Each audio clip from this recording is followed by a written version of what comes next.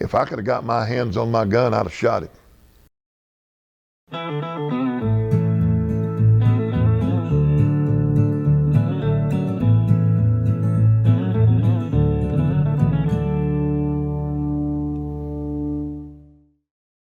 Going to the infield up there. You know, back in the day, you drove your car up, you drove across the track, you parked in the infield, you tailgated up there. Of course, back then, we didn't call it tailgating. We didn't know what tailgating was. You know, everybody would kind of pitch in, everybody would bring the picnic basket. You would go up there, and before the race, you'd all go out in the infield and grab you something to eat. And those days were just absolutely unbelievable. But one of my better stories from Martinsville is also back in the day when you would go up there, maybe you would drive a pickup truck or something inside the racetrack, because when the race was over, it was a whole lot easier to load that pickup truck and come back home than it was to load everything up. So that pickup truck would allow you to get a little head start, get a little jump on the field. And I remember one year we went up there driving a dually. Got ready to go into that racetrack, and the guard up there was not letting us go in, and we wanted to go in. By the way, I was not driving. I'll leave the driver's name out of it to protect the guilty. But finally, after arguing for I don't know how long with the guard there, we take off and go up the hill to park outside of the racetrack. And as said driver was going by the guard, he might have brushed him a little bit and might have come pretty close to running over his foot.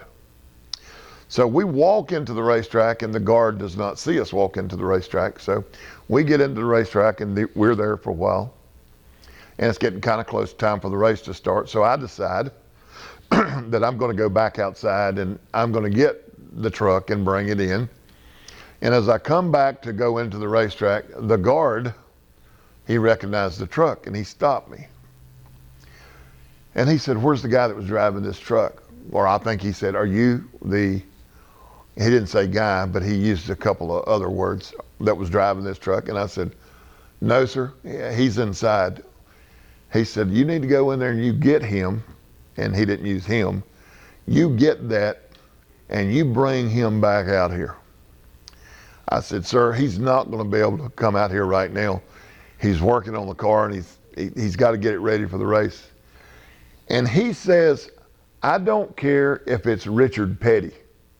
You go get him and you bring him back out here." So I go in, I tell Childress, I said, "Look, they want him out there." Richard said, "Do not let him go out. If he goes out there, he'll say they'll lock him up." So I come up with a great plan, and I go back out to the guard, and I said, "Sir," I talked to him, and he wanted me to come out and apologize to you. He said he's very sorry about what happened. He's going through a lot of problems at home, and he just didn't mean to do it. And he said, "Well, all right." He said, "But I'm going to just be honest with you. If I could have got my hands on my gun, I'd have shot him." And I said, "Well, sir, I'm very sorry about that." So I went back in. I kind of kept it to myself, but we got the truck in. It was no big deal. It was no hassle. We raced that day. So the next year, we go back to Martinsville, and I get there early like I always did when we'd go to the racetrack. And I decided to go down and have a little conversation with the guard, very nice guy, that was standing there. I remembered him standing there all the time. And he had his uniform and everything on, and I walked down and I said, "So how long you been on the sheriff's department?" And he said, "Do what?" I said, "So how long you been on the sheriff's department?" He said, "Oh, no, I'm not on the," he said, "I work up Bassett Furniture, man." He said, "I just wear this uniform when I come down here to direct traffic." So the guy that was going to shoot one of our people, the guy that we were so worried about, was actually not a deputy sheriff at all. He worked up at Bassett Furniture,